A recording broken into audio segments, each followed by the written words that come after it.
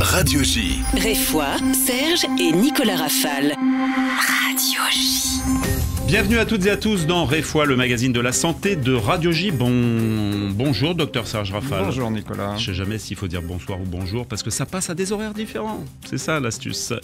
Longtemps nommé hyperactivité, une de ses caractéristiques, le trouble du déficit de l'attention avec ou sans hyperactivité d'ailleurs, ou TDAH, fait l'objet d'un intérêt croissant pour le grand public et le corps médical. Et ça n'est pas pur hasard, puisque près de 5% des enfants et adolescents en sont atteints et 3% des adultes, souvent diagnostiqués tardivement, on va le voir. Avec nous pour évoquer ce trouble neurodéveloppemental, nous avons le plaisir et l'honneur de recevoir un des grands spécialistes de cette pathologie, le professeur Olivier Bonneau, professeur de psychiatrie. Bonjour, professeur. Professeur de psychiatrie de l'enfant et de l'adolescent à l'université Paris-Saclay, chef de service à l'hôpital Barthélemy-Durand d'Étampes dans l'Essonne pour Paru chez Marabout et si c'était un TDAH, coécrit avec Laurence Olivier. Et bien comme d'habitude dans Réfoy, le grand entretien avec le docteur Serge Rafale et on se retrouve pour la deuxième partie de Réfoy tout à l'heure. Radio J. Réfoy, Serge et Nicolas Rafale. Radio J. Professeur Bonneau, bonjour. Bonjour. Merci de votre présence parmi nous. Heureux, bien sûr, de vous accueillir. Merci Un à vous. petit mot complémentaire de présentation. Dans votre parcours, vous vous intéressez d'abord à l'autisme, aux schizophrénies, aux maladies génétiques rares associées aux troubles du développement. Vous êtes nommé professeur de psychiatrie à Nantes. Vous développez une unité spécialisée dans le TDAH. Vous rencontrez Laurence Olivier, orthophoniste, dont vous louez l'importance de l'expertise. Vous contribuez ensuite à promouvoir la détection, l'intervention précoce et la reconnaissance de ce trouble, aujourd'hui reconnu comme trouble du développement, qui impacte la vie quotidienne, les relations interpersonnelles, l'insertion sociale. Vous avez coordonné les recommandations de la HAS pour permettre à davantage de professionnels de mieux connaître ce trouble et savoir comment intervenir efficacement. Et vous adressez directement, grâce à cet ouvrage, aux parents évidemment, à l'entourage des enfants, aux soignants, mais aussi aux enseignants, éducateurs et autres professionnels de l'enfance. C'est tout à fait ça. Voilà, il est en effet essentiel de mieux connaître, de reconnaître, de comprendre, de diagnostiquer, de proposer une prise en charge adaptée pour ce trouble si singulier, finalement si fréquent, Nicolas a donné les chiffres, qu'il en devient presque l'affaire de tous, et plus particulièrement des parents souvent en errance de diagnostic ou qui en ont peur car ils se sentent démunis et redoutent la prescription trop facile d'un médicament à la mauvaise réputation, la Ritaline. Vous nous expliquerez si cette attitude est justifiée. Tout à fait. Alors, quelques mots, professeur Bonneau, sur l'historique. Le TDAH, c'est finalement une maladie qui existe depuis l'Antiquité. Ça existe depuis toujours. Comme beaucoup de troubles du neurodéveloppement, il n'y a pas de raison que une période de l'histoire soit plus ou moins affectée par ce trouble. Ça existe depuis toujours, simplement ça n'a pas été reconnu comme tel et comme un trouble en particulier depuis si longtemps. Ceci dit, ça fait au moins maintenant une soixantaine d'années qu'on considère que c'est un trouble. On l'a effectivement appelé trouble hyperkinétique, hyperactivité, avant de se focaliser sur ce qui est au fond la difficulté essentielle, trouble de l'attention, déficit de l'attention. Des difficultés, bien entendu, de diagnostic. Longtemps, le trouble n'est pas diagnostiqué. Il y a en fait des termes qui sont avec une connotation péjorative. On parle d'instable, on parle de distrait, on parle d'enfants agités. Et il y a même un ouvrage qui est publié, vous le citez dans votre livre, vers 1817, avec un jeune héros qui s'appelle Touche-à-tout. Mais en fait, parce que ces enfants, puisqu'ils ne sont pas attentifs, on a toujours l'impression qu'ils ne s'intéressent pas, qu'ils le font exprès. Ils sont d'ailleurs souvent vus de manière assez péjorative ou un peu humoristique et péjorative, touche à tout. Et donc, ils reçoivent de leur entourage en permanence quelque chose de plutôt négatif. Bon, tu fais pas beaucoup d'efforts, comme s'il fallait faire des efforts. Alors qu'au fond, la terminologie actuelle, je trouve, est beaucoup plus adaptée. Trouble déficit de l'attention. Parce que l'attention, c'est une fonction qui nous permet de nous concentrer, qui va me permettre d'être à peu près concentré, et vous aussi, pendant la durée de cette émission. Et c'est une fonction qui se développe avec le temps. C'est une fonction qui est développementale. Quand vous êtes tout petit, en crèche, ça dure quelques secondes, la capacité à se concentrer. Et puis, progressivement, ça va augmenter. Ça n'augmente pas tout seul, ça augmente parce qu'on l'utilise, parce qu'on s'entraîne et parce qu'il y a évidemment des mécanismes neurobiologiques sous-jacents. Alors, Nicolas expliquait tout à l'heure, on parlait d'hyperactivité, vous insistez beaucoup sur l'attention. Alors, il y a un trio, inattention, distractibilité, impulsivité, hyperactivité, et en fait, c'est surtout un trouble de l'attention. Oui, en fait, c'est parce qu'on est inattentif que parfois on peut devenir hyperactif. Alors, ça paraît un petit peu contre-intuitif comme ça, mais enfin, disons que quand on est peu attentif, on s'en rend compte. On se dit: «Mais qu'est-ce qui se passe? Je n'arrive pas à me concentrer». Il faut peut-être et un peu comme, dans ces publicités, des types qui se rasent et qui se donnent une petite gifle là pour, avoir un peu de tonus ou je ne sais quoi, et ben, on a une forme d'hyperactivité motrice qui se met en place pour compenser le trouble attentionnel. Donc ça veut dire que tous les enfants qui ont un trouble de l'attention n'ont pas forcément une hyperactivité. C'est pour ça que ça s'appelle trouble déficit de l'attention avec ou sans hyperactivité. Mais l'hyperactivité, c'est en règle générale ce qu'on repère le plus, forcément. Quelqu'un qui bouge sur sa chaise, qui a besoin de se lever en permanence, qui a des mouvements un peu intempestifs. Et c'est surtout ce qui embête le plus au quotidien, à la fois à l'école, mais même dans le travail, puisque vous l'avez très bien dit, c'est aussi un trouble de l'adulte. Mais les enfants n'en ont pas conscience. Alors ils n'en ont pas conscience, comme beaucoup de troubles comme ça, ils sont au fond, ils fonctionnent comme ça.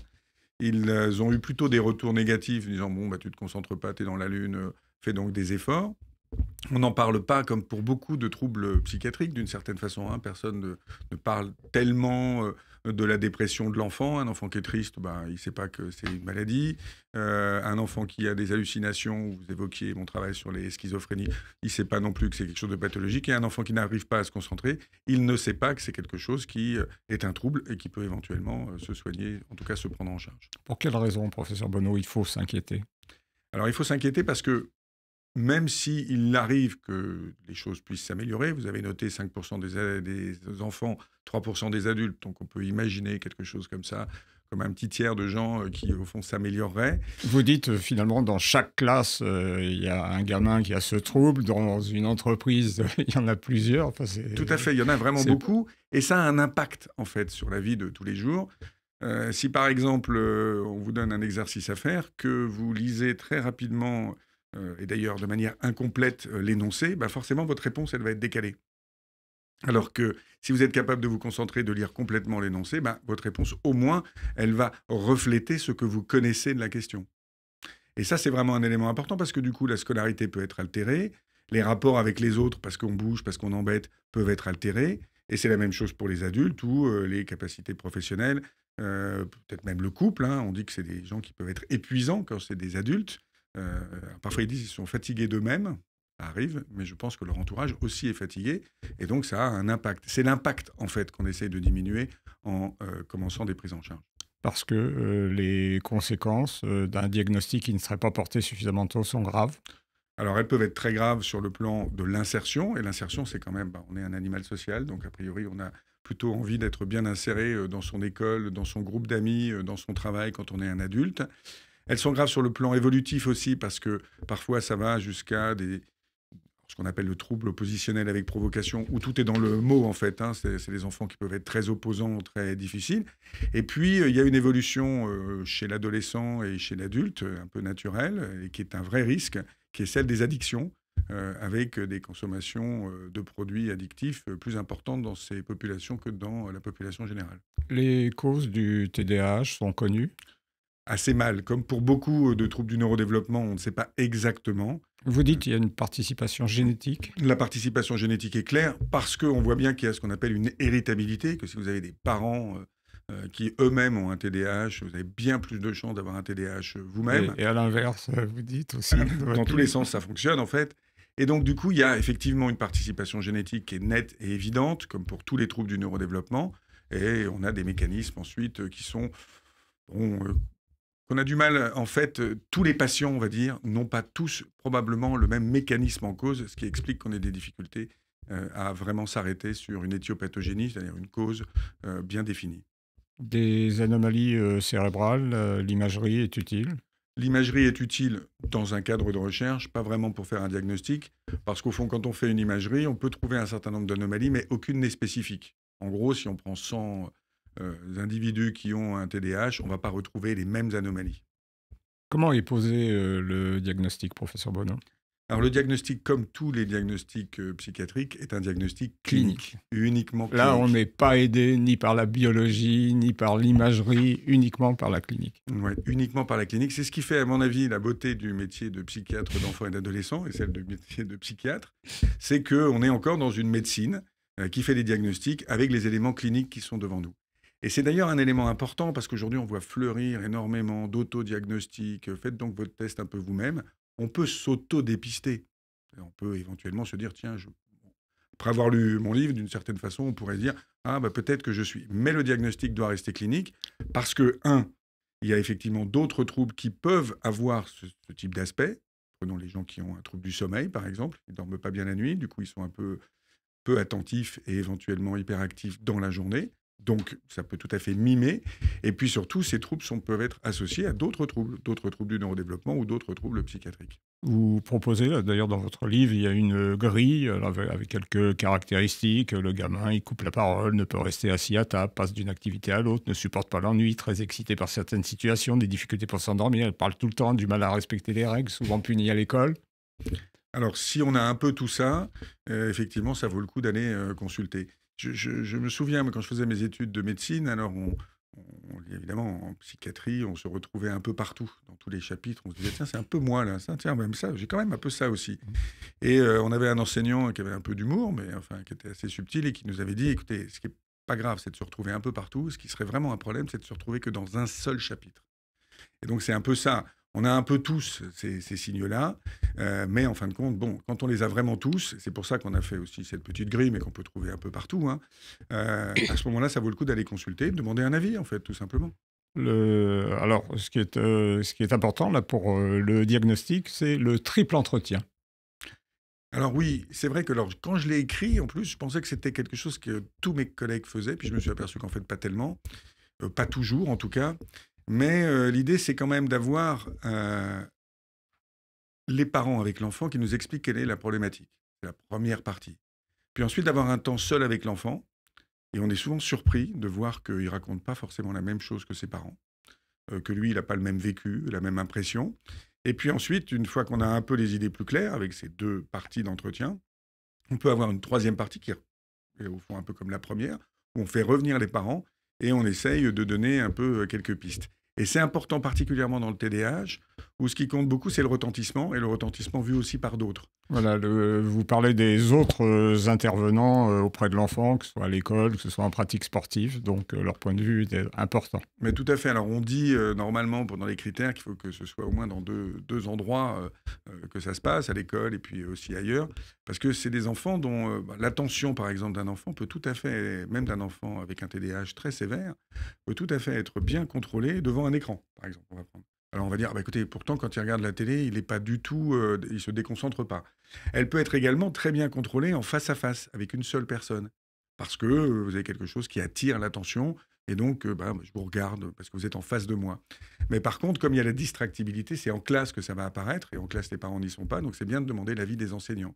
Et c'est pour ça que souvent, on donne des petites échelles à côté aux enseignants pour avoir une appréciation de la situation chez les enseignants. On le verra tout à l'heure, c'est pas si facile que ça de faire intervenir les autres intervenants, en particulier les enseignants. Le diagnostic différentiel, si c'est pas un TDAH, ça pourrait être autre chose? Ça peut être beaucoup de choses, en réalité. Ça peut être un autre trouble du développement, du neurodéveloppement. Ça peut être parfois des éléments dépressifs importants, un trouble dépressif. Quand on est très triste, on est dans ses pensées, on n'est pas très concentré. On peut avoir, parce qu'on se sent tellement triste, pour lutter contre la dépression, une forme d'agitation motrice. On peut avoir une anxiété importante. J'ai évoqué tout à l'heure, mais c'est un élément très important, les troubles du sommeil. Quand on ne dort pas bien, c'est vrai que dans la journée, on peut avoir tout à fait l'air d'avoir un TDAH. Donc c'est quand même un diagnostic il est simple dans sa définition initiale.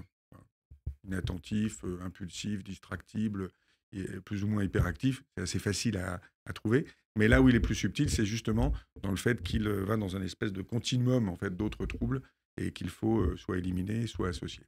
Alors vous expliquez là, dans un encadré qu'il peut être utile, et même c'est ce que vous conseillez, de voir un psychologue en premier lieu. C'est même pas une consultation, enfin une consultation par un professionnel de santé, mais pas obligatoirement par un spécialiste du trouble. Parce qu'en fait, les petits conseils qu'on donne, et là je remercie beaucoup Laurence Olivier, avec qui on a travaillé tant d'années dans les groupes de parents, qui est une sorte de mine de conseils et de petits conseils pratiques. Les petits conseils qu'on donne, ils sont valables dans le TDAH, mais ils sont valables aussi pour beaucoup de troubles du comportement ou de comportements un peu inadaptés d'un enfant. Et donc, en première intention, et parce que aussi, il faut quand même le reconnaître, l'accès est probablement plus facile à un psychologue ou une psychologue qu'à un médecin par les temps qui courent, ça me semble assez judicieux d'aller voir quelqu'un qui travaille avec vous un peu sur les attitudes éducatives, travaille avec vous sur un certain nombre de points, y compris sur le vécu psychologique de votre enfant, et voir si éventuellement ça s'améliore. Ça permettra de ne pas aller nécessairement, dès qu'on a un enfant dont on a l'impression qu'il est un peu inattentif, voir un médecin, et en tout cas attendre une consultation médicale, parce qu'aujourd'hui c'est malheureusement ce qui se passe. Sur la prise en charge non pharmacologique du TDAH, alors vous évoquez la psychoéducation et les programmes d'entraînement aux habilités parentales. Vraiment en tête de liste. Après, il y a l'activité physique, l'alimentation, les aménagements scolaires. Tout à fait, vous avez raison. Alors, la psychoéducation, d'abord, c'est dans les recommandations internationales. Mais en fait, qu'est-ce que c'est que la psychoéducation? C'est expliquer aux gens quel est le trouble qu'ils ont et comment il fonctionne et ce qu'on en connaît. Et en fait, c'est très bien, parce qu'à partir du moment où vous savez un peu ce que vous avez, vous pouvez vous y adapter déjà un peu vous-même plus facilement. Et puis, avoir une meilleure connaissance de soi, c'est une sorte de quête un peu humaine, mais au fond, c'est quand même quelque chose d'intéressant. Donc ça, c'est le premier élément. Et le deuxième élément, c'est que c'est des enfants auxquels il faut s'adapter. Et donc, l'entourage doit s'adapter. Donc, les parents doivent s'adapter. S'ils doivent s'adapter, ça veut dire qu'ils doivent moduler, adapter leurs attitudes éducatives, leurs conseils éducatifs, de façon à pouvoir prendre en charge cet enfant et surtout l'aider. L'aider à se concentrer, fractionner les choses qu'on lui demande de faire, planifier avec lui un certain nombre de choses, répéter les consignes ou lui demander de répéter les consignes. Je prenais l'exemple tout à l'heure de cet enfant qui ne lit pas entièrement la question. En fin de compte, il suffit de lui dire est-ce que tu peux me la répéter? Et là, on va bien s'apercevoir qu'il en manque une partie, lui redemander de lire, et donc il aura effectivement toute la question, il pourra répondre plus facilement. Un médicament a été très très utilisé. Je pense qu'on reviendra en dire un petit mot là, des amphétamines dans la deuxième partie de l'émission. Un traitement, mais qui a une mauvaise réputation, qui est en l'occurrence la Ritaline. Et dans votre ouvrage, vous dites, quand l'indication est bien posée, c'est un médicament qui est extraordinairement efficace. Alors c'est effectivement un médicament qui est extraordinairement efficace, et d'une certaine façon, donner des médicaments à un enfant, c'est toujours quelque chose qui, pour des raisons morales, éthiques, spirituelles, ou je ne sais, dérange. Je dis, c'est pas la peine, on devrait. Il y a toujours un peu cette idée, il n'y a pas de raison, il devrait pouvoir passer outre tout seul. Et en général, d'ailleurs, même chez les adultes, on discute. Et une partie d'ailleurs du travail de psychiatre qui prescrit parfois des médicaments, c'est aussi d'expliquer pour quelles raisons on donne le médicament, qu'est-ce qu'on en attend, et pour quelles raisons surtout prendre un médicament nous semble être dans la voie d'aller mieux, un élément qui peut faire une vraie différence. Donc, on a le sentiment qu'on l'a trop utilisé aux États-Unis, en particulier alors, sur des gamins qui étaient effectivement TDAH, mais sur d'autres gamins qui étaient simplement un peu agités. Alors, le problème si c'est un problème, du méthylphénidate, c'est que c'est des produits qui augmentent la vigilance, donc notre capacité à être attentif et vigilant. Et donc en fait, ça marche sur tout le monde. Si on se mettait à en prendre tous, là, on serait beaucoup plus concentrés encore que nous ne le sommes. Donc, du coup, la tentation pourrait être forte de se dire, dès qu'un enfant, effectivement, pose 2-3 problèmes, on lui donne le traitement. Et aux États-Unis, ils sont toujours un peu en avance. Il y a, pour le bien et pour le pire, comme on le voit parfois, il y a eu une forte tendance à ce que le médicament soit quasiment prescrit par les écoles. Il ne se tient pas bien, moi je ne le reprends pas s'il n'a pas de méthylphénidate. Donc les taux de prescription de médicaments ont beaucoup augmenté. En France, on est quand même très très en dessous. Alors bien sûr, ils ont augmenté beaucoup ces dernières années, mais la reconnaissance du trouble a beaucoup augmenté. Enfin, aujourd'hui, on a, sur la totalité des enfants qui ont un TDAH diagnostiqué, à peine 1 sur 5 qui éventuellement a un traitement médicamenteux. Donc vous voyez, on n'est quand même vraiment pas dans des taux de prescription colossaux. On est plus dans une démarche à mettre en place, je dirais, par la famille. C'est ce que vous appelez dans un nouveau chapitre, les adaptations à mettre en place à la maison, et en particulier construire et planter le cadre éducatif avec l'enfant. Oui, c'est-à-dire, bon, ça peut avoir l'air presque de conseils généraux, c'est-à-dire c'est toujours bien de travailler un peu les grandes lignes éducatives à la maison avec l'enfant, de le construire avec lui. Tout ne vient pas de manière complètement arbitraire, du genre je suis ton père et j'ai décidé que ce serait comme ça et pas autrement. Ça marche pas totalement.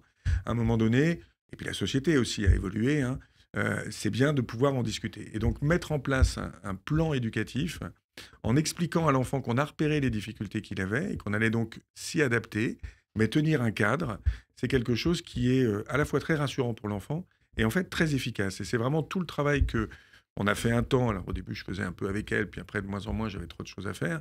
Avec Laurence Olivier dans les groupes de parents qui sont faits dans plein d'autres endroits en France et dans le monde. Hein. Enfin, c'est pas une invention qu'on a mis en place comme ça.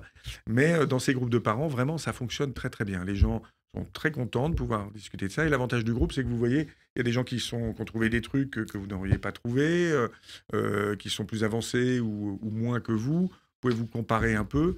Et c'est vraiment une aide précieuse. Et ça fonctionne très très bien.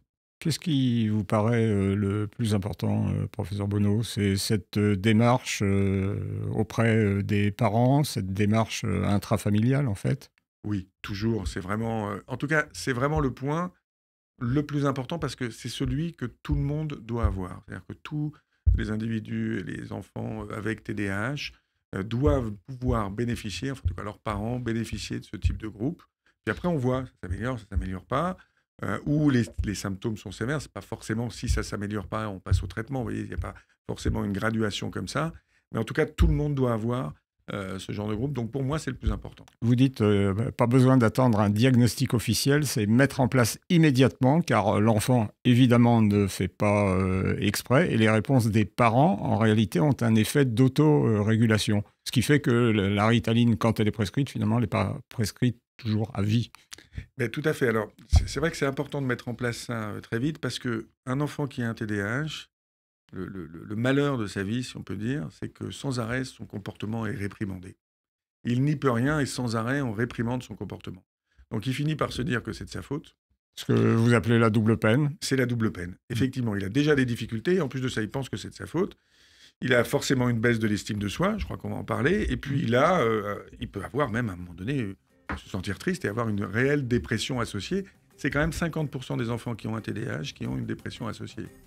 Et certaines sont, peut-être à mon avis la majorité, sont provoquées par ça, parce que c'est quand même très difficile de ne jamais donner satisfaction autour de soi. Bon, on a compris l'importance de mieux comprendre ce trouble, la façon dont il est vécu au quotidien pour adapter les réponses comportementales. Merci, docteur Serge Rafal. Fin de ce grand entretien.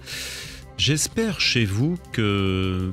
Parlez-nous un petit peu, renvoyez-nous un petit peu. Comment vous avez trouvé votre attention, votre écoute? Est-ce que vous avez, chers amis auditeurs, est-ce qu'il y a des phrases, des passages que vous avez un petit peu zappés peut-être, ou voilà. Il y a le podcast, hein, on peut regarder l'émission bien sûr en podcast. Mais voilà, ils viennent de me répondre dans l'oreillette, professeur, qu'ils avaient été très attentifs sur cette première partie. Bon, ils ont le droit à une petite pause quand même. Ah bah Une petite pause, j'espère bien. Et on repart pour 25 minutes d'attention pour la deuxième partie de Réfois dans quelques instants. Et la technique Radio J. Pomodoro, là. Réfois, Serge et Nicolas Rafal. Radio J.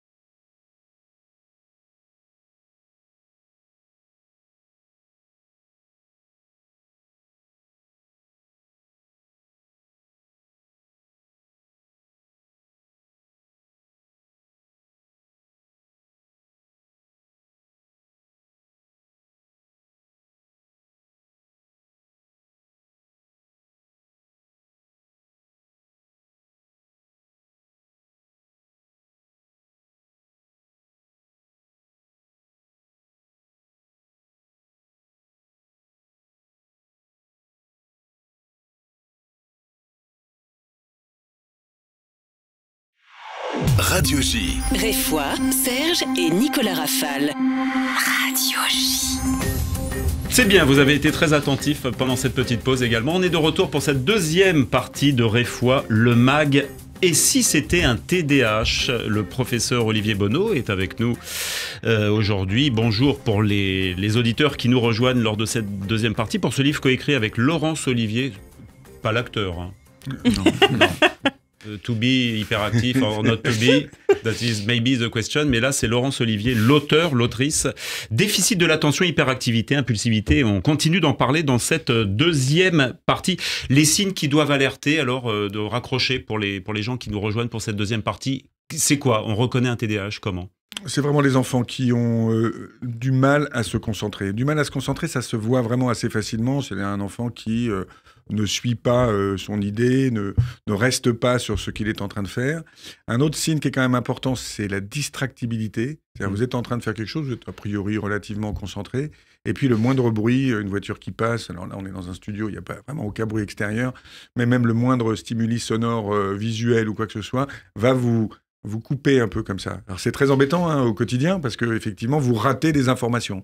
Et donc vous avez une espèce fatigant. Et puis c'est extrêmement épuisant. Mais c'est difficile à reconnaître pour un parent, peut-être un enfant TDAH d'un autre enfant, parce que c'est quand même le naturel de l'enfant que d'être un peu, voilà, que d'être vivant. Donc comment, voilà, sur les signes qui alertent, comment est-ce que, à partir à quel degré on reconnaît un enfant, voilà, qui serait victime de ce TDAH? C'est quand il insiste? Non, c'est vraiment quand on a plusieurs manières de se concentrer. On est d'une certaine manière toujours plus ou moins attentif. Vous connaissez cette expérience, vous êtes au restaurant, vous êtes dans la conversation avec vos amis et tout d'un coup, votre prénom, même pas votre nom, votre prénom est prononcé à la table d'à côté et vous l'entendez, alors que vous n'écoutiez pas la conversation d'à côté. Donc en fait, on est sans arrêt en train de traiter toutes les informations et puis de les organiser pour voir celles qui sont pertinentes pour nous. On a une fonction qui est ce qu'on appelle l'attention soutenue, ce qui nous permet de soutenir notre attention pour quelque chose. Et là, je suis avec vous, je soutiens mon attention pour être avec vous, et c'est ce que font, j'espère aussi, les auditeurs. Donc, ils font une forme d'effort. Mais ils font une forme d'effort, pas sans aucune raison, parce que ça les intéresse, parce qu'ils ont envie d'avoir l'information. Et c'est dans ce cadre-là que ne pas être capable de maintenir son attention soutenue est un problème. Si je veux rêver à quelque chose, si je veux... Tout d'un coup, je m'ennuie et je décide de partir un peu dans mes pensées. C'est pas grave, c'est moi qui le décide. C'est le fait de ne pas pouvoir décider et à un moment donné d'avoir quelque chose qui vous attire. Alors effectivement par la distractibilité, mais simplement par votre esprit. Les adultes le voient très bien. Dans les formes adultes où il y a moins d'hyperactivité, il y a une forme d'hyperactivité psychique, c'est-à-dire les gens pensent à des tas de sujets en permanence. Alors ils sont là, qui en fait les distraient également de ce qu'ils sont en train de faire. C'est-à-dire qu'ils sont en train de discuter avec vous et puis tout d'un coup ils pensent. Ça c'est TDAH, ça, ce moment-là? C'est TDAH aussi. Et donc ils vont se mettre à penser, tiens, et si je faisais ci, si je faisais ça, et ils sont plus avec vous. Et ils ont échappé comme ça à la conversation. Ça, c'est ça qui doit alarmer, c'est quand ça a un impact. Mais en fait, ce qui alarme en psychiatrie, c'est toujours l'impact et ce que ça a sur votre environnement et sur votre vie de tous les jours.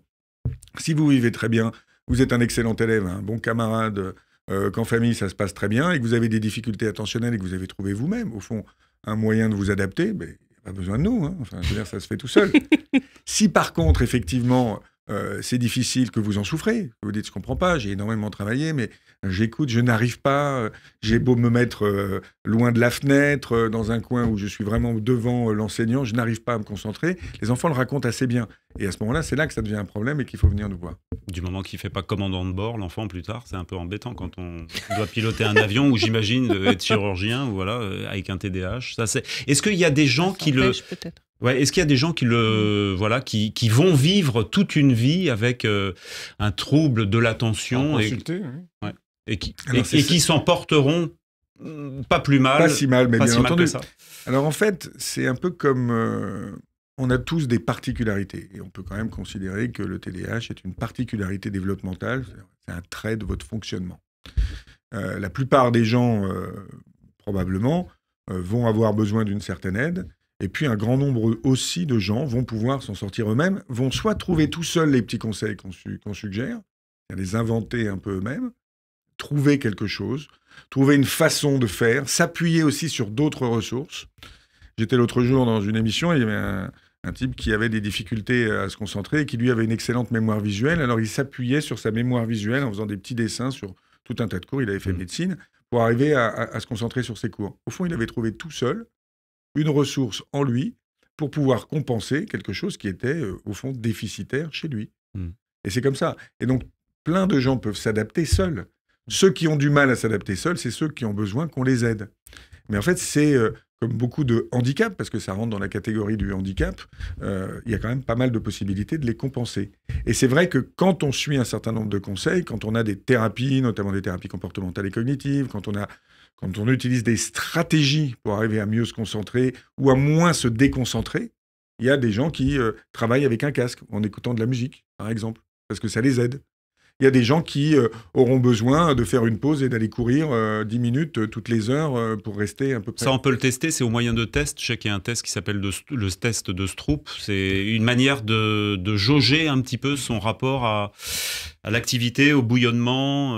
Alors, on a pas mal, effectivement, de tests sur le plan neuropsychologique qui permettent d'évaluer, au fond, plutôt l'intensité des troubles, alors soit attentionnels, soit alors pour le test de Stroop, c'est des fonctions exécutives, c'est-à-dire ça regroupe l'attention, mais aussi d'autres éléments. Il y a des tests comme le CPT, truc un peu compliqué, qui permettent de doser la capacité d'être attentif et la capacité de résister à des distracteurs. Donc ça peut être utile pour évaluer un peu l'intensité du trouble. Éventuellement, même, ça peut être utile quand on fait une rééducation, quand on a tout un travail thérapeutique pour voir si ça a été efficace ou pas. Parce que parfois, on peut ne pas s'en rendre compte totalement. Tous les tests, même les tests neuropsychologiques, il y a des bilans neuropsychologiques importants qu'on fait, sont des tests qui donnent des arguments et qui permettent soit de quantifier, soit d'avoir des arguments supplémentaires pour le TDAH. Ils ne font pas le diagnostic en eux-mêmes. Mais bon, c'est toujours aidant d'avoir un certain nombre d'éléments objectifs. Mais ça peut être très objectif aussi de demander à l'enseignant comment est l'enfant. En général, ils connaissent bien les enfants. Ils les observent bien, enfin, ils passent quand même beaucoup de temps avec nos enfants. Et donc, eux, ils peuvent vraiment vous donner un retour et dire, bah voilà, je vois bien que je lui parle, je vois bien que c'est un enfant intelligent, parce que c'est pas un trouble de l'intelligence. Hein. Puisque vous parlez des enseignants, est-ce que vous trouvez qu'ils sont suffisamment informés aujourd'hui ? Ils pourraient toujours l'être plus. Moi, je pense qu'ils le sont déjà de plus en plus. Il y a quand même un formidable travail des associations de parents, parce qu'on oublie, mais il y a un pan de gens qui, de manière bénévole, sont dans les associations de parents, qui travaillent comme ça et qui vont rencontrer des enseignants, font des formations. Les structures spécialisées, celle qui est à Nantes, celle que je monte maintenant dans l'Essonne, enfin, il y en a partout, hein, Bordeaux, Montpellier. On entend parfois parler des groupes Barclay, vous pouvez nous dire un mot sur ces groupes ? Les groupes Barclay sont... Alors, Barclay était un précurseur dans le travail sur le TDAH et a proposé de protocoliser, si on peut dire, les groupes qui regroupent à la fois la partie psychoéducation, c'est-à-dire qu'est-ce que c'est que le trouble, comment ça marche, et le traitement, il fait quoi, et pourquoi je fonctionne de telle façon, et autres, qui sont donc extrêmement utiles, à la fois pour les parents, mais aussi pour les enfants, c'est-à-dire de savoir comment les choses se passent, et puis qui donnent des conseils éducatifs et qui travaillent les aspects éducatifs. Et donc, du coup, il y a en quelque sorte une sorte de méthode, la méthode Barclay, sur laquelle, dans l'ensemble, le monde entier s'est un peu préfixé pour mettre en place les prises en charge, même si après chacun a adapté un peu à sa sauce, à la population qui est la sienne et à la façon dont il est, quoi, au fond, pour se sentir à l'aise dans le système. Qu'est-ce que vous avez pensé ? Il y a eu l'antienne présidentielle, le président Emmanuel Macron qui avait dit dans son allocution, dans sa conférence de presse, un petit peu moins d'écran, le rôle délétère des écrans par rapport au TDAH. Est-ce que vous le constatez en tant que praticien quotidiennement ? Alors c'est un vrai sujet complexe. Alors, j'ai compris également que notre président avait mis en place une commission pour travailler sur les écrans qui est dirigée par mon collègue à Paris-Saclay, Amine Benyamina, qui est professeur d'addictologie, de psychiatrie et d'addictologie. C'est assez difficile de savoir exactement quel est l'impact des écrans. D'abord, en plus, les écrans, c'est assez large. Qu'est-ce que c'est les écrans ? Est-ce que c'est le téléphone ? Est-ce que c'est une télévision ? Est-ce que c'est un moniteur ? Et c'est quoi qu'on diffuse sur les écrans ? C'est pas la même chose si c'est une série, un film, un dessin animé. Si on joue à un jeu vidéo, et en plus quel jeu vidéo, et effectivement un SMS, une notification de Radio J qui tombe sur mon téléphone. Tout ça, c'est extrêmement vaste. Ce qui est certain, c'est que les écrans tout petits, les écrans, ils ont un truc, c'est qu'ils sont extrêmement attractifs. Ils sont brillants, souvent colorés. Souvent, ça bouge beaucoup, plus que la réalité. Et ça, le système cérébral et puis visuel de l'enfant est extrêmement attiré par ça. Hein. C'est pour ça qu'on met des petits pendules là, au-dessus de leur tête. C'est parce qu'en fait, ils sont attirés par ce qui bouge et ce qui est coloré. Donc ça, c'est vraiment les écrans. Ce qui fait que du coup, ça les attire. Et pendant qu'on fait ça, on ne fait pas autre chose. Donc c'est plutôt le temps passé devant les écrans, la qualité du temps passé devant les écrans. Est-ce qu'on est tout seul? Est-ce qu'on est avec quelqu'un qui va compter? Si on regarde un film en famille, est-ce que ça compte comme un temps d'écran délétère? Probablement pas. Si on en parle ensemble et qu'on va échanger, ça peut être un moment sympa, familial. Si on est tout seul devant son écran, absorbé pendant des heures et des heures à regarder entièrement une série Netflix, même une série Netflix, et qu'on n'en sort pas, c'est probablement un peu plus délétère. Et l'impact la littérature scientifique est assez peu claire sur le sujet réellement. Probablement que les écrans ne provoquent pas un TDAH chez quelqu'un qui ne serait pas sensible au TDAH. Probablement qu'ils peuvent l'aggraver un peu ou le révéler plus tôt ou le marquer de manière plus tôt. Ça, c'est évident. Et on sait par contre que, sans que ce soit pathologique, on a une attention qui est différente aujourd'hui avec la profusion d'écrans. Mais ce n'est pas que la profusion d'écrans. Ce serait vraiment un sujet presque d'une émission entière. C'est probablement pas que la profusion d'écran, c'est aussi la façon dont on raconte les choses sur les écrans. On a tous fait l'expérience, enfin, voilà, moi j'ai vu des anciens films quand j'étais petit, puis je les revois aujourd'hui, je les trouve lents. Et parce qu'ils sont montés différemment. Ça, c'est pas un problème d'écran, c'est aussi un problème du monde qui maintenant nous dit qu'on doit faire, et je vous remercie beaucoup d'avoir une émission qui est un peu sur la durée comme ça, et qui permet de s'étendre un tout petit peu, parce que sinon, souvent, on a 3 minutes, 4 minutes pour résumer. Alors, on peut résumer en 3 ou 4 minutes, c'est vrai, mais quand même, c'est un peu dans le domaine de l'actualité. Une dépêche AFP, c'est pas tout à fait comme un article complet dans le journal. On va continuer de se balader. Alors, cette semaine, le docteur Vladimir Mitz, le chirurgien esthétique, notre chirurgien esthétique d'Henri Fouad, n'est pas là, mais on va continuer de se balader bien dans le monde, l'univers merveilleux du cerveau, en compagnie d'une voix que vous connaissez bien sur Radio J. Radio J. Réfoy, Serge et Nicolas Rafal. Radio J. C'est le retour des Mascali. Bonjour. Bonjour Emma, psychanalyste. Je dis le retour des Mascali parce qu'une voix fidèle de Radio J, voilà, vous êtes psychanalyste, gestalt thérapeute, actrice, et en outre une sorte de psy-docteur puisque vous êtes l'autrice de séries sur le divan dont on a parlé régulièrement, voilà, ici sur Radio J. Histoire et personnages en thérapie.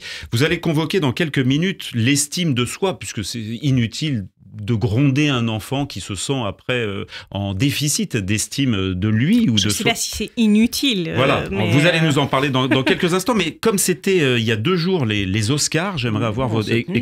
Il y a 2 jours. Docteur Serge Rafal, je rappelle que nous enregistrons cette émission qui sera diffusée plus tard. Mais oui, non, bonsoir et bonjour. Bonjour. C'est le décalage horaire. Oui, parce qu'on rentre avec le docteur Serge Rafal, on rentre de Los Angeles, bien sûr. Un petit mot alors sur Anatomie d'une chute qui a reçu la statuette de meilleur scénario. Non, on ne coupe pas Serge, hein, on demande pas à Serge de couper, on garde tous ces moments qui vont finir quelque part dans un bêtisier, c'est ça qui est bien. Sans spoiler l'intrigue pour ceux qui ne l'ont pas vu, vous pouvez nous dresser un court portrait psychologique de ce couple formé par Sandra et Samuel dans le film de Justine Triet. Un court portrait psychologique, c'est compliqué.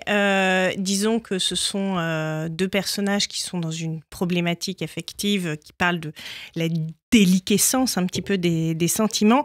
Mais ce qui est particulièrement intéressant, c'est que c'est un couple qui a dû faire face à un drame qui a concerné leur enfant et qui est venu, à mon sens, révéler un petit peu des problématiques plus profondes chez chacun des 2 personnages. Et puis, il y a eu un premier drame, et puis un deuxième drame, c'est l'objet du film. Donc voilà. Alors après, sur ce qui se joue, c'est très complexe. Moi, je reçois pas mal de couples et de couples qui ont aussi des difficultés relationnelles, mais aussi des difficultés de communication. Et ce qui se joue en général souvent, c'est le besoin de chacun de se réaliser personnellement, mais aussi à travers le couple, ou comment le couple va s'adapter en fait à cette réalisation personnelle. Alors là, en plus, nos 2 personnages de ce couple en fait exercent le même métier, donc je pense qu'il y a des tas de choses en termes de rivalité aussi qui se jouent entre eux et qui est compliqué et qui est surtout compliqué, c'est la façon dont chacun, en fait, gère le drame qui est arrivé à leur fils qui a perdu la vue, enfin, en tout cas, une partie de la vue à l'âge de 4 ans, je crois. Et comment, en fait, chacun va s'adapter différemment face à cette situation. Et je crois que une des grandes questions qui se posent aussi, et c'est ce que vous avez évoqué, c'est un petit peu comment on va s'adapter à son propre environnement. Alors, ce que j'entends par environnement, c'est ce qui nous arrive, les gens et la façon dont on fait face aussi parfois à des épreuves.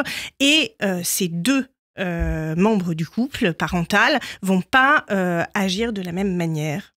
On a le sentiment qu'il lui fait des reproches. Lui, il lui fait énormément de reproches. Elle, c'est le moins qu'on puisse dire.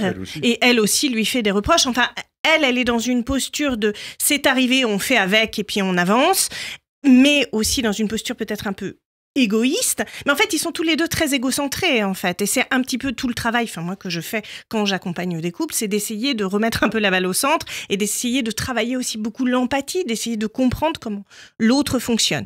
Et lui fait aussi beaucoup de reproches quant à sa façon à elle de ne pas prendre en considération peut-être le changement dans l'environnement. Quoi qu'il en soit, ces deux personnages se retrouvent aux prises avec une situation terrible, et puis il y a quand même un mort. Donc voilà, mais ce que je trouve de très brillant dans l'écriture du film, c'est cette finesse avec laquelle est travaillée la question de la relation, du couple, la question du drame tabou, dont on parle pas vraiment, et comment en fait ça vient grignoter chacun, et comment ça a un impact. Et vous évoquiez tout à l'heure la question de l'estime de soi, mais c'est aussi ce qui est au cœur même de la problématique en fait de ce couple-là, puisque cet homme se retrouve dans un déficit d'estime de soi terrible parce que il se sent pris au piège d'une situation et avec la volonté en fait d'essayer de tout faire tenir, mais en se sacrifiant d'une certaine façon.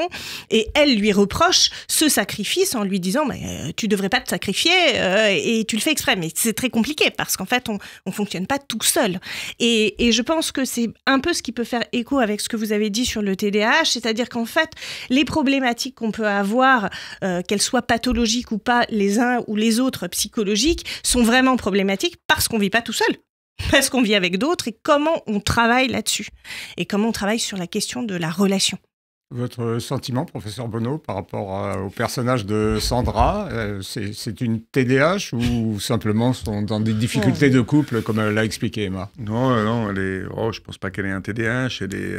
J'ai trouvé le film fascinant, et je trouve que c'est le titre qui est extrêmement bien trouvé, en réalité. Parce qu'il y a effectivement ce truc de la chute et donc du trauma qui nous est présenté comme ça. Et il y a l'anatomie dedans. Et il y a une forme de dissection du fonctionnement du couple qui est faite au fond par l'avocat général, un personnage extraordinaire dans le film.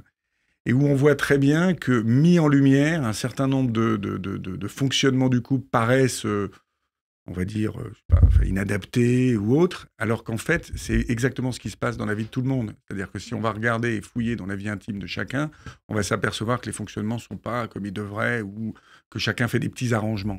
Et tout ça est mis crûment en lumière par le procès, parce qu'au fond, le film, c'est essentiellement le procès. Hein, et je trouve que c'est vraiment extrêmement... C'est un film d'une très grande intelligence, parce qu'il y a plusieurs choses à en voir, quoi. Oui, et puis il est très brillant parce qu'il amène aussi la mise en abîme. Parce que ce qui est très intéressant, c'est que ces deux personnages sont tous les deux écrivains, qu'ils jouent autour de la fiction et de la réalité. Et nous, on regarde une fiction qui, en même temps, pourrait, par certains côtés, ressembler à un documentaire. Et ça, c'est dupliqué de la vraie vie de Justine Triet et de son compagnon qui ont écrit le scénario ensemble, Arthur Harary. D'accord. Il n'y a pas de mort pour le moment, quand même. C'était la seule duplication. Espérons-le. Mais justement, c'est intéressant aussi sur ce que ça raconte de la sublimation. Comment est-ce que, en créant une œuvre cinématographique qui en plus connaît un certain succès, on sublime aussi des difficultés. On a entendu dire, sans qu'il y ait de mort, mais qu'il y avait quand même, il y avait eu des frictions très importantes pendant l'établissement de ce scénario. Oui, mais je pense que ça fait aussi partie. Est-ce qu'il est question également de dissection? Le professeur Olivier Bonneau parlait de ça à propos du film Anatomie d'une chute. quand je vous ai présenté, j'ai dit la gestalt thérapie. Est-ce que là, on va dans une dissection psychique du patient dans la gestalt? Pas vraiment, non. En gestalt, c'est pas comme ça qu'on travaille. Là où la psychanalyse, par exemple, si vous voulez, va s'intéresser à l'histoire de l'individu en tant que tel, son passé, le rapport à ses parents, sa petite enfance, etc. Et dans un travail thérapeutique, finalement, entre guillemets, assez solitaire, c'est-à-dire que je suis allongée puis je parle à mon psychanalyste, pas toujours, mais en tout cas, ça peut être assez comme ça. Là où les TCC vont être beaucoup plus axés sur le comportement et le changement de comportement et des solutions à mettre en place, eh bien, la Gestalt thérapie, elle, va travailler sur la relation. En fait, on va travailler sur la relation entre ce qui se joue dans la relation en partant du principe, puisque c'est fondé sur la phénoménologie, en partant du principe que ce qui se joue dans la relation avec le thérapeute dans l'ici et maintenant raconte la façon dont la personne, alors le mot est pas très joli, mais relationne avec son environnement. Et en partant du principe que la partie, le petit élément de ce qui se joue ici et maintenant raconte en fait toute l'histoire de l'individu. Mais on ne va pas tellement s'intéresser à l'histoire que la façon dont il fonctionne avec son environnement, en partant du principe que si on apporte d'autres réponses, un environnement différent, qui ne serait pas forcément l'environnement familial, mais un environnement beaucoup plus idéal, eh bien, le comportement de la personne va changer parce que la relation va évoluer. Merci Emma Scali d'être venue nous raconter un petit peu l'univers, votre métier, la façon dont vous accueillez tous ces patients. Il nous reste quelques minutes, 3 minutes à passer ensemble. Cher professeur Olivier Bonneau, je voulais vous poser une question, puisque vous avez initié ou participé à formuler les recos de la Haute Autorité de Santé. Elle concerne tous les neurodéveloppementaux, tous les TND. Il y a 6 engagements majeurs et 90 dispositions qui constituent l'axe de cette stratégie nationale. Qu'est-ce qui vous paraît le plus important ? Alors, précision, les recommandations concernent le TDAH exclusivement de l'enfant. Elles sont en cours de rédaction. Elles devraient paraître un peu à la fin de l'année. Et puis, la stratégie nationale autisme dans les TND, c'est comme ça qu'elle s'appelle, est effectivement quelque chose qui essaye d'organiser un peu la prise en charge et les parcours de soins pour l'ensemble des TND. Moi, ce qui me paraît, alors, tout est important. C'est vraiment pas facile de faire un choix. C'est même presque une question piège pour terminer. Tout me paraît important. Ce qui me paraît important, c'est le travail sur les adultes. Parce que moi, je suis psychiatre d'enfants et d'adolescents. Et pendant longtemps, la psychiatrie de l'enfant et de l'adolescent s'est intéressée aux troubles du neurodéveloppement, en particulier au TDAH ou aux troubles du spectre de l'autisme, comme on l'appelle maintenant. Et pas du tout la psychiatrie adulte. Avec une idée un peu qui était que ces pathologies disparaîtraient à l'âge adulte, ce qui n'est pas vraiment possible. C'est comme ça, c'est en médecine, parfois, ça appartient à une discipline, alors bon, c'est comme ça n'en bouge pas. Vous avez rappelé que je me suis intéressé aux schizophrénies, qui étaient des pathologies de l'adulte, et bon, ça existe aussi chez l'enfant et l'adolescent, mais bon, on n'en parlait pas. Et donc, faire un point sur l'adulte, c'est vraiment important, parce qu'il y a des adaptations, encore, qui sont possibles chez les adultes, parce que la reconnaissance, on l'évoquait tout à l'heure, de ce qu'on est, c'est une quête humaine et c'est important aussi pour les adultes. Et donc, à mon avis, pour moi, c'est un des points les plus importants. On aura compris tout au long de cette émission que le TDAH est un handicap, bien sûr. C'est un handicap important avec un retentissement majeur sur la vie quotidienne et sur l'insertion sociale, mais que ça pouvait également être, pourquoi pas, une forme, une opportunité. Une chance et le moteur de grande réussite. Docteur Serge Rafal, vous vouliez que le professeur Bonneau réponde sur l'histoire des amphétamines, mais on n'a pas le temps. Peut-être en un mot, elle est importante, l'histoire de ces amphétamines quand même. Alors, effectivement, oui, alors en un mot très rapide, parce que c'est quand même compliqué. Bon, le méthylphénidate n'est pas une amphétamine, mais un produit qui fonctionne comme une amphétamine. Initialement, le traitement qui fonctionnait le mieux et qui d'ailleurs est toujours vendu, en particulier aux États-Unis, c'est les amphétamines. Et leur histoire, c'est une histoire...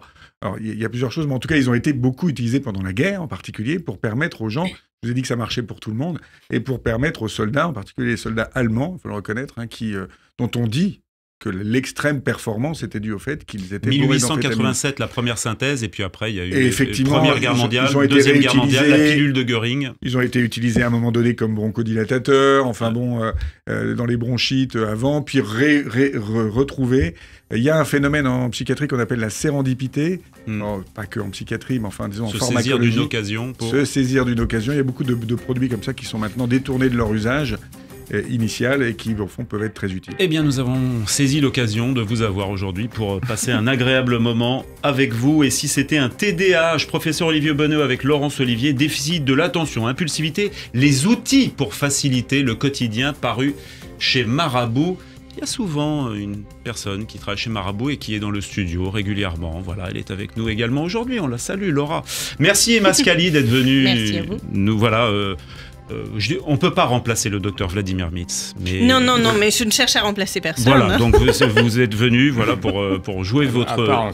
À part entière, pour jouer votre partition, et vous l'avez fait de belle manière. Merci docteur Serge Rafal, docteur Surpin du côté de la réalisation. On se retrouve la semaine prochaine pour un nouveau numéro de Réfois. Bonne semaine à tous. Merci. Radio J. Réfois, Serge et Nicolas Rafal. Radio J.